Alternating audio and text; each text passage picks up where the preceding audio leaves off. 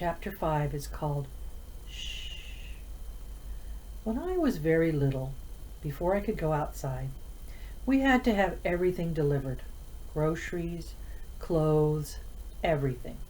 Mama couldn't shop by herself because she couldn't read or handle money, and I was way too young to go out alone without her.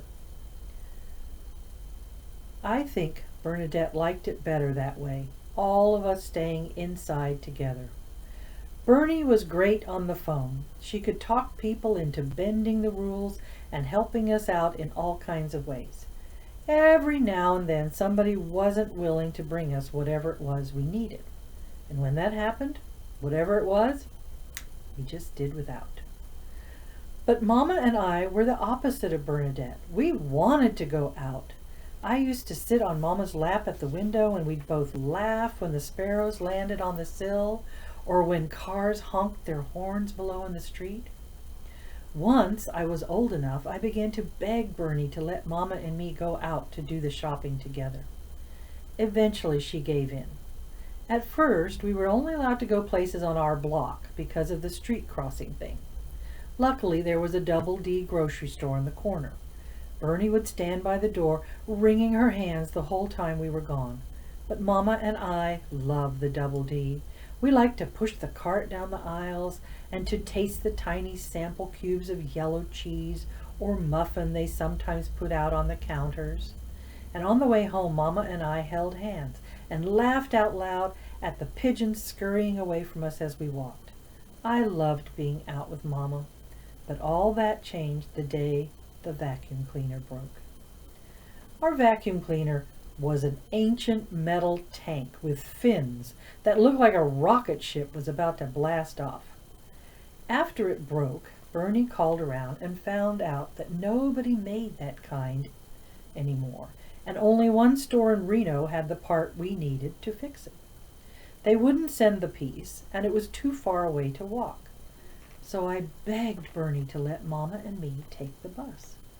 Please, please, with sugar on top, I pleaded. I had never taken a bus before, but I had seen them pass by under the window 1,000,000 times, and I was dying to ride on one. Bernie was reluctant, but I badgered her until finally she showed me out the window where the bus stop was and gave Mama and me enough change for 2 round trips.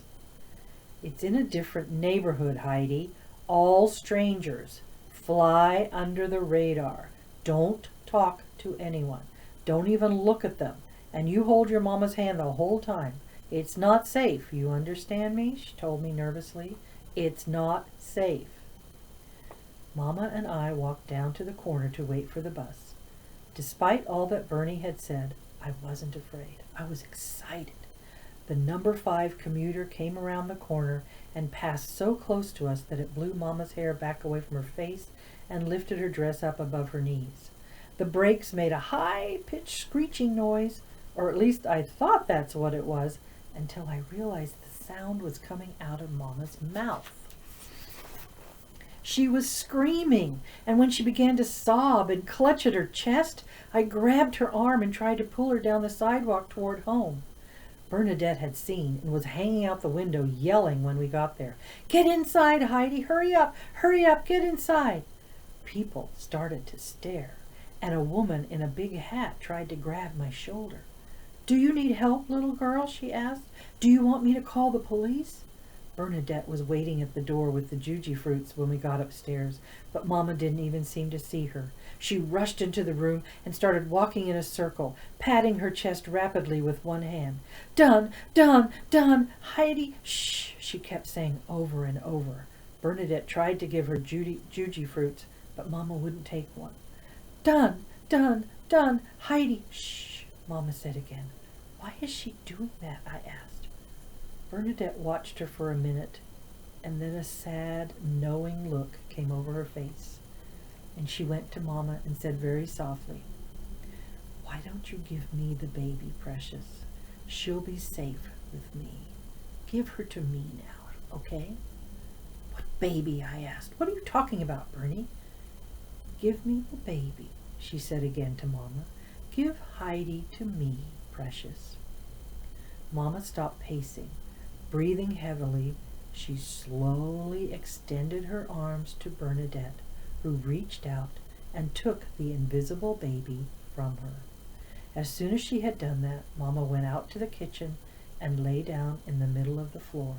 She curled up and shut her eyes. "What's happening?" I asked Bernadette. "I think maybe your Mama's having a memory," she said. "You said give me Heidi. Is Mama remembering me?" I asked. "Not sure, honey lamb." Then Mama did something that neither of us could quite hear. I got down on the floor next to her and leaned over her, stroking her hair. "What is it, Mama?" I whispered. "What do you remember?" "Soof," she whimpered softly. "Soof." How can you tell if someone has memories if they can't talk about the things they remember? Mama remembered lots of things from one day to the next. How to make tea, where her toothbrush was, how to open cans. But did she remember her past?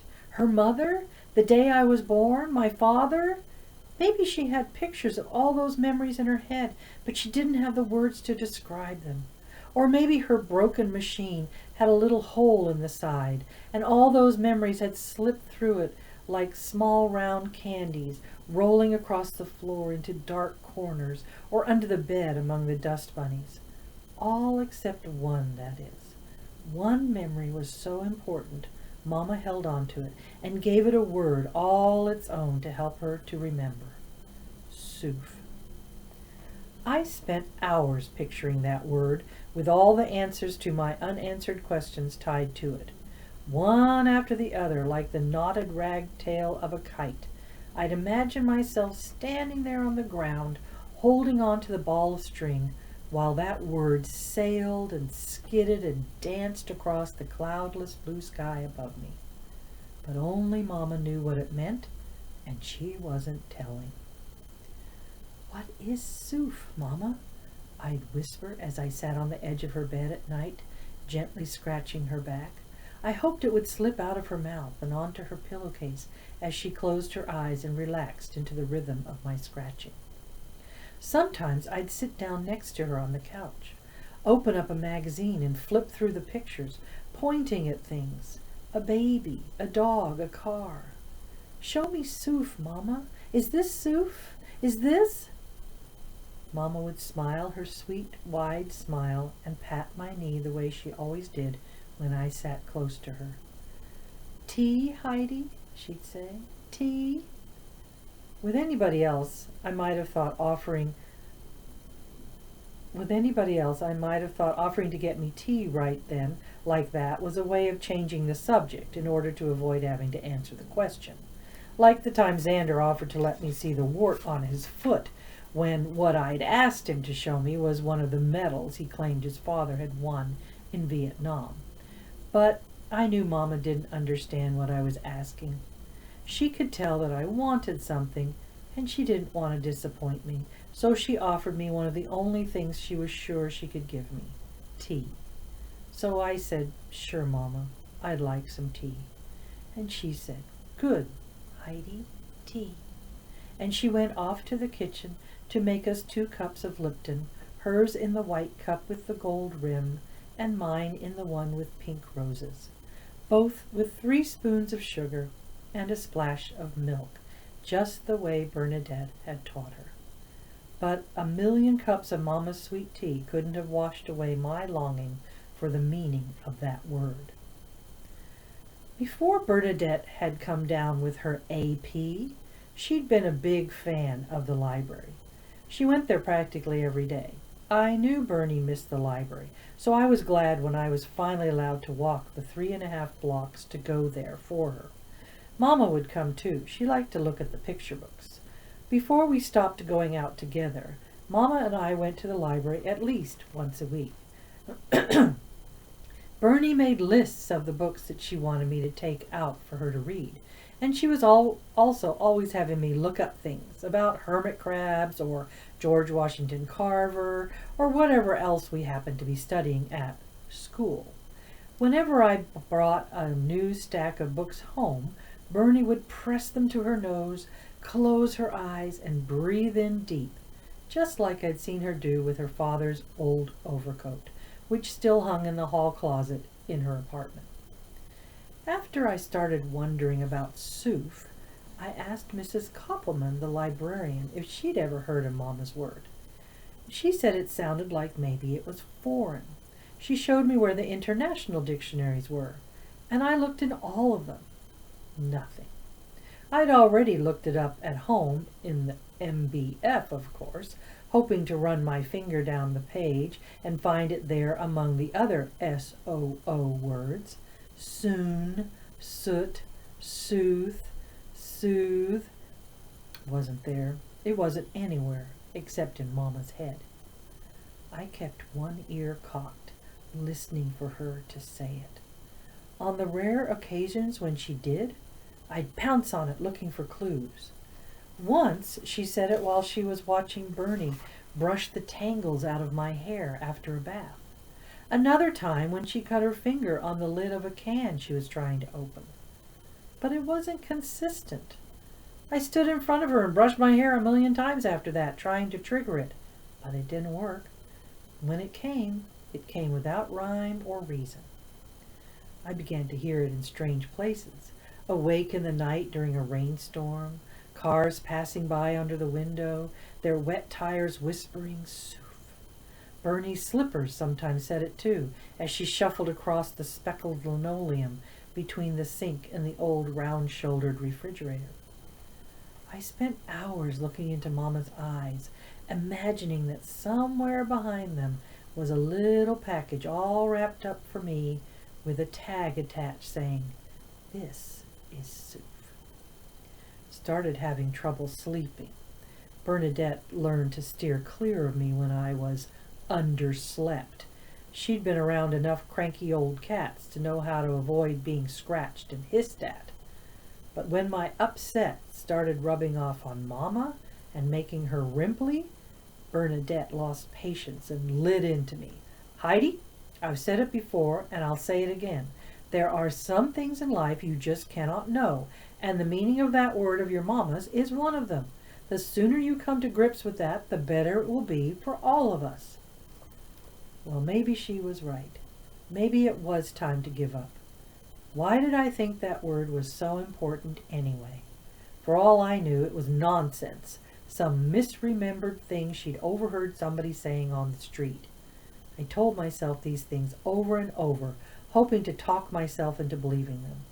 Maybe I would have too, if I hadn't found the camera way in the back of the sticky bottom drawer in the kitchen where we kept odds and ends like birthday candles and rubber bands.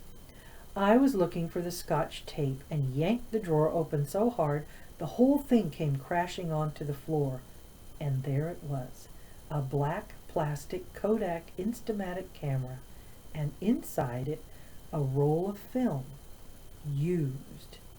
My search for the truth began in earnest after I had that film developed.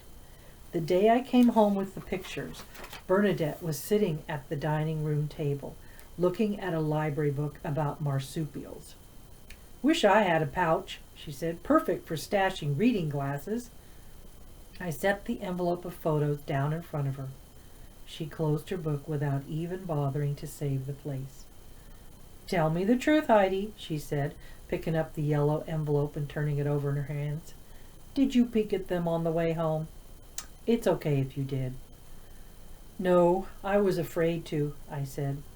"Well, what's the worst it could be?" she asked. "Nothing. The worst would be if there was nothing," I said. "Well, let's see what there is in them then, baby," she said softly, as she slid a finger under the flap and broke the seal. "Let's just see." And that's the end of chapter 5. Ooh, ending on a cliffhanger there. Have to see next time what's in the photos. Thanks for joining me today. Bye.